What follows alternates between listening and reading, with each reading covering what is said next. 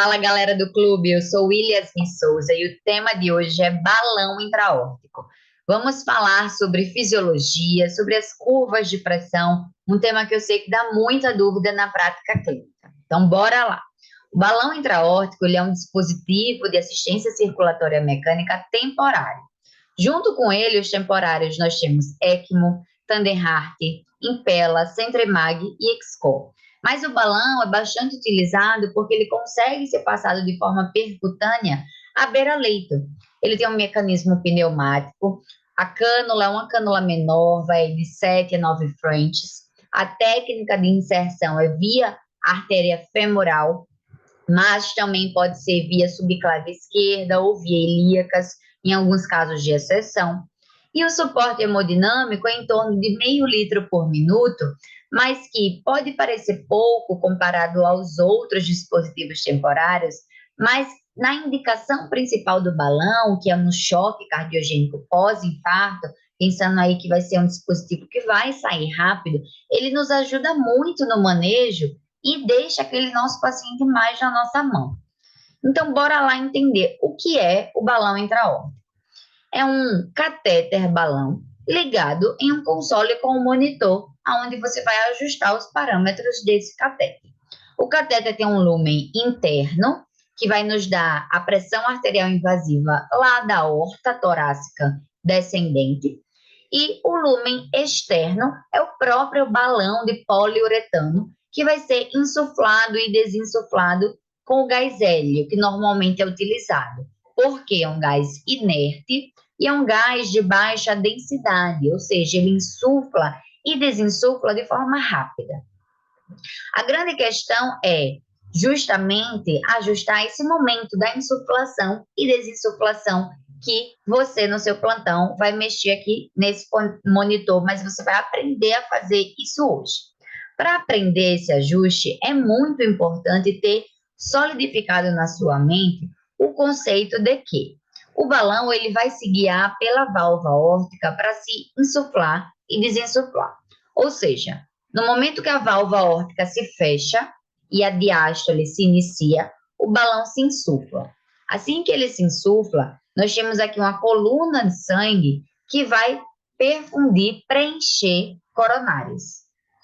E logo antes da válvula aórtica se abrir, ou seja, a válvula aórtica se abre, a sístole começa, esse balão ele se desinsufla. Assim que ele se desinsufla, ele faz um mecanismo de sucção do sangue, desafogando esse ventrículo esquerdo e reduzindo a pós-carga. Então, vocês entenderam que o balão intraórtico é uma bomba de contrapulsação aórtica. Lembrem, a válvula aórtica vai ser o nosso grande marcador de insuflação e desinsuflação desse balão. E no momento que ele se insufla na diástole, nós temos a perfusão coronariana, a melhora dessa perfusão, que é justamente o primeiro grande objetivo do balão intraórtico. E na sístole, na hora que a válvula aórtica se abre, ele tem que estar desinsuflado, fazendo o mecanismo de sucção, desafogando o ventrículo esquerdo e o quê? Reduzindo a pós-carga. Então, esses são os dois grandes objetivos que o balão tem que cumprir, que nós vamos observar pelas curvas se ele está cumprindo ou não. Isso aqui também serve para você pensar na hora de indicar a passagem do balão. Se você está passando um balão intraórtico, você quer justamente esses dois grandes objetivos. E para a gente conseguir atingir isso, conseguir se guiar pelo fechamento e abertura da válvula aórtica, nós temos que olhar ou o eletrocardiograma ou a própria curva de pressão arterial invasiva, que é o que nós vamos ver agora. Porque lá no monitor, no console, né? No monitor do console, nós vamos ter a curva da pressão, a curva do eletro, e você vai decidir qual que vai ser o trigger, ou seja, por onde esse console vai se guiar para insuflar e desinsuflar esse balão. Vai ser pelo eletro ou vai ser pela pressão? Se for pelo eletro, o momento da diástole no eletrocardiograma é do meio da onda T até logo antes do próximo QRS. Então, na curva do eletrocardiograma, A linha de insuflação do balão tem que estar aqui nesse marcador. Eu vou pintar aqui para vocês verem que vocês vão ver numa foto de um console real, mas no eletrocardiograma, essa parte aqui vai estar pintada em branco, que é justamente o momento que o balão se insuflou. E você vai determinar esse momento da insuflação e esse momento da desinsuflação. Por onde? Tem o botão de inflate, que você vai ajustar esse momento, e o botão de deflate, que você ajusta esse momento. Já na curva da pressão arterial invasiva, pode ser um pouco mais complicado, mas vocês vão entender aqui hoje. Essa imagem eu gosto muito dela porque é como se você tivesse acabado de passar o balão. Você vinha com a pressão normal do paciente. A curva aqui é uma curva de PAI, uma curva de pressão arterial invasiva. E aí vem a primeira insuflação do balão, que é essa curva. Essa outra curva, o balão ele não entrou, mas já é uma curva que está sofrendo os efeitos do balão. Diferente dessa aqui, que não estava sofrendo porque o balão não existia. Então, vamos lá entender. Eu venho aqui com a sístole, ascensão sistólica, e aí a diástole se inicia com a abertura da válvula aórtica, que na curva da pressão arterial invasiva é marcada justamente pela incisura dicrótica, que é essa incisura aqui. Nós temos diástole. E aí vimos com a nova sístole. E no momento que deveria ter incisura dicrótica, nós temos um novo pico. Nós temos um aumento diastólico, que foi justamente quando o balão se insuflou. Aqui não é um novo pico sistólico, porque você está no momento do ciclo cardíaco de diástole. Aqui nós temos um ganho diastólico por conta da insuflação do balão. Lembram que eu falei para vocês que na hora que a válvula aórtica se fecha, o balão se insufla e gera ali uma coluna de sangue perfundindo coronária? É justamente esse momento do aumento diastólico. Então, seguimos com o balão insuflado e na hora que ele se desinsufla, antes da sístole acontecer, nós temos uma queda, uma redução da pressão diastólica final, justamente por aquele mecanismo de sucção e queda da pós-carga. Então, a pressão diastólica final do ciclo assistido pelo balão é menor que a pressão diastólica não assistida. A gente vai entender isso mais para frente. Mas entendam que aqui eu tinha um ciclo que o balão não existia, o balão entrou pela primeira vez, nós tivemos o ganho diastólico, a queda da pressão diastólica final e viemos para um ciclo que o balão não entrou. Ou seja, aqui poderia ser uma assistência 1 para 2, 1 para 3, nós não temos o restante do traçado, mas pelo menos 1 para 2. Porque 1 para 1, ele entraria em todo o ciclo. Se ele tivesse 1 para 1, aqui não teríamos uma incisura dicrótica, teríamos um novo pico diastólico, um novo aumento diastólico. E essa pressão sistólica após o balão se insuflar é a pressão sistólica assistida, que é menor que a pressão sistólica não assistida. Então, bora lá entender essas curvas. Aqui eu tenho uma curva de pressão arterial invasiva, uma representação gráfica, né? Como se fosse um balão com assistência 1 para 2. Ou seja, temos um ciclo não assistido, um ciclo assistido. Um ciclo não assistido, um ciclo assistido. E por aí vai. No ciclo não assistido, então, nós temos a sístole, a ascensão sistólica, vem incisura dicrótica, diástole. Nova sístole, e aonde deveria estar a incisura dicrótica, vem um ganho diastólico. O balão se insuflou aqui. E aqui nós temos a primeira marcação, que é a linha vermelha, que é o aumento diastólico. Continua a diástole, o balão se desinsufla, nós temos a pressão diastólica final assistida, que é esse ponto aqui, linha preta, pressão diastólica final assistida. E uma nova sístole, onde o balão não vai se insuflar, mas essa sístole é a sístole que nós chamamos de sístole assistida, linha amarela, porque veio depois da insuflação do balão e porque ela é menor que a sístole não assistida, que é a linha verde. Então, vejam, a sístole assistida, é menor que a sístole não assistida. Por quê? O balão, ele fez aquele mecanismo de sucção, ele puxou o sangue do VE, ele desafogou aquele VE, nós tivemos uma queda da pressão diastólica final com queda da pressão sistólica também. Então, a pressão diastólica final é menor que a pressão diastólica não assistida e a pressão sistólica do ciclo assistido é menor que a pressão sistólica do ciclo não assistido. Outra coisa é que esse ganho diastólico, que é a linha vermelha, ele tem que ser maior que a pressão sistólica, pelo menos maior ou igual, tá? Mas normalmente ele é maior, para nós termos aí um balão dando uma assistência efetiva para o nosso paciente. Então, lembrem, isso aqui não é um novo pico sistólico, é o pico diastólico, é o ganho diastólico que o balão nos proporcionou. A pressão diastólica final vai ser menor, porque nós tivemos uma queda, na verdade, da pós-carga pelo mecanismo de sucção, e a pressão sistólica assistida é menor que a pressão sistólica não assistida. Perfeito? Então, vamos ver uma foto de um balão real, né, da vida real. Esse balão estava numa assistência 1:2, justamente para que vocês consigam ver avaliar, né, tanto a curva da pressão arterial invasiva quanto o eletrocardiograma. Então, vamos entender essa linha branca, que às vezes dá dúvida na prática. A linha branca, no eletrocardiograma, ela vai estar exatamente no ciclo que o balão entrou, ou seja, que o balão se insuflou. Já na curva da pressão, não é assim.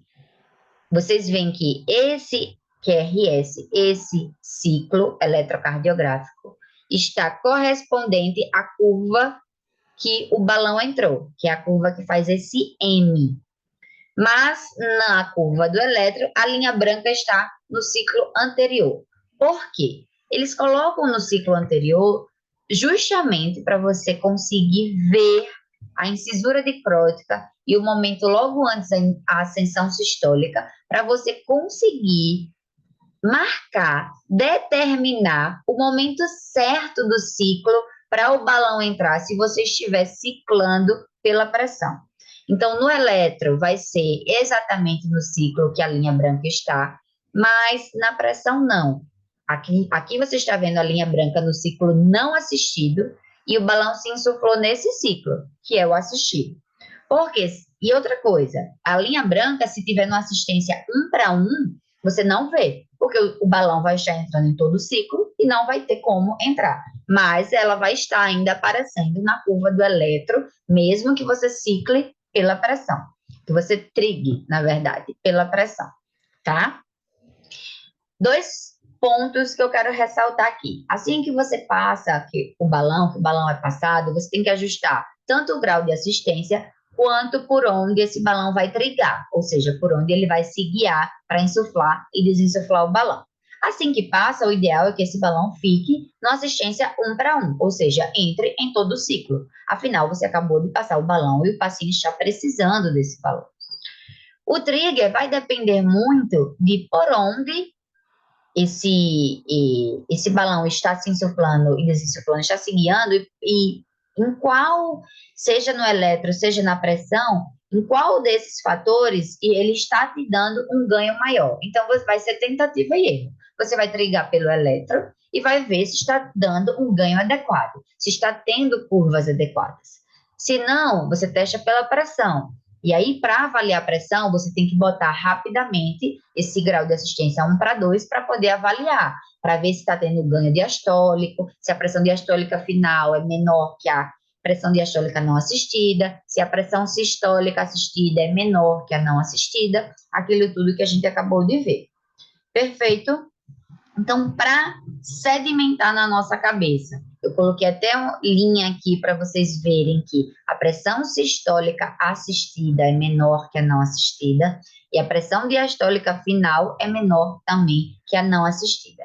Mas quais são os parâmetros que eu avalio na prática para eu dizer que o balão está tendo um funcionamento adequado?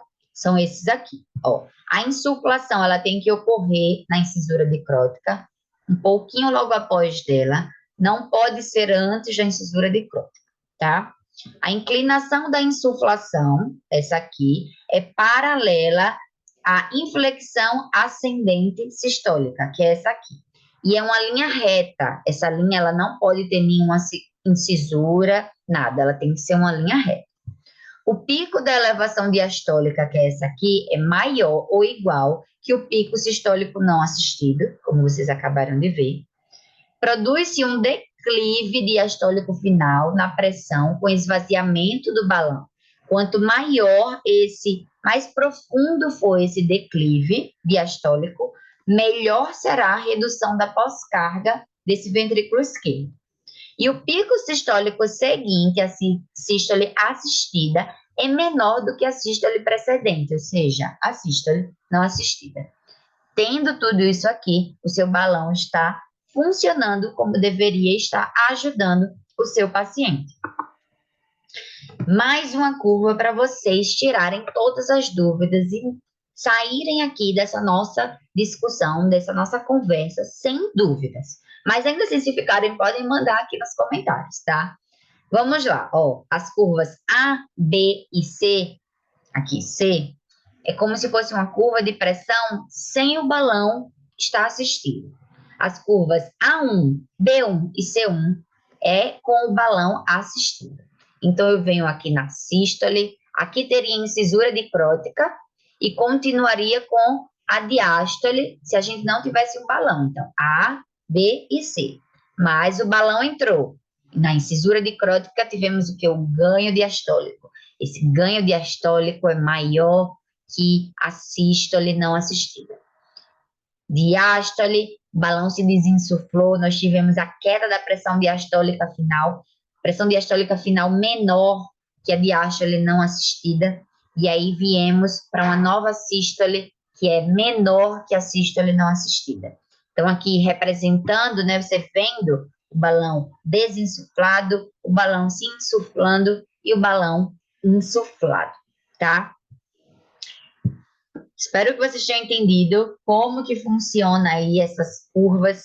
Qualquer dúvida, podem mandar, eu vou estar aqui à disposição. Estou lá no Instagram também, podem mandar por lá. Mas agora vamos falar um pouco das contraindicações e indicações do balão. Como eu já falei, a principal indicação do balão é o choque cardiogênico pós-infarto. Mas complicação mecânica pós-infarto também é uma indicação. Balão como ponte para transplante. Paciente com angina refratária também, porque melhora a perfusão coronariana, reduz a pós-carga, reduzindo o consumo de oxigênio. Choque cardiogênio e miocardiopatia crônica, seja isquêmica ou não isquêmica, também uma indicação. E uma classe 2B aí em suporte em intervenções de paciente de alto risco, como, por exemplo, um cateterismo, angioplastia de pacientes de alto risco. Quais são as contraindicações? Essas aqui tem que estar em sua mente.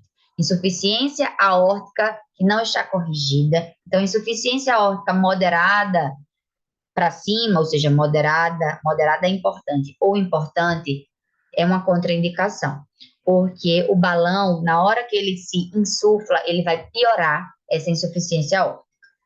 Insuficiência arterial periférica importante, também uma contraindicação pelo acesso arterial e todas as complicações que isso pode trazer.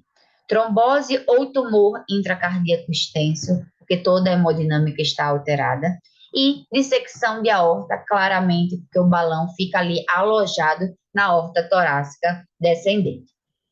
Outras contraindicações são comorbidades que limitam o prognóstico do paciente. Então, se o paciente tem alguma outra comorbidade que o seu prognóstico já está definido, já está limitado, o balão não vai servir como ponte para melhora, nem ponte para transplante, então também é uma contraindicação. Para finalizar, um ponto que eu quero chamar muita atenção aqui são os cuidados com o balão. Eu já comecei trazendo aqui o raio-x de tórax para checar o posicionamento do balão. O posicionamento, ele não é apenas checado após a passagem do balão, ele tem que ser checado de forma rotineira. Como é um dispositivo temporário, o ideal é que seja raio-x diário. Se for um dispositivo como ponte para transplante, por exemplo, que está ficando um pouco mais de tempo, a gente pode espaçar esse período das radiografias de tórax, mas esse posicionamento tem que ser checado. A ponta do balão tem uma marcação radioopaca justamente para isso, para nós vermos. E tem que estar ao nível da carina, ali entre o segundo e terceiro espaço intercostal. Se tiver muito alto, pode obstruir subclave esquerda e trombosar membro superior esquerdo. Se tiver muito baixo, pode obstruir mesentérica, renal e por assim vai. Então, aqui o raio-x a gente tem que ser checado diariamente. Quais são os outros cuidados? Pulsos arteriais, pelo menos 3 vezes ao dia. Checar sinais de infecção no ósseo, da inserção do catéter na pele também é muito importante. O raio-x que eu já expliquei para vocês. Hemograma e coagulograma, por quê? O balão ele pode fazer hemólise mecânica mesmo, pelo insuflar e desinsuflar, e função renal, porque às vezes ele desloca e obstrui as renais e pode fazer isquemia renal. E talvez o mais importante passou o balão, já começa a pensar em tirar o balão. Então, reavaliação frequente da necessidade da permanência desse balão. Tá bem? Eu espero que vocês tenham gostado, estou à disposição e até a próxima.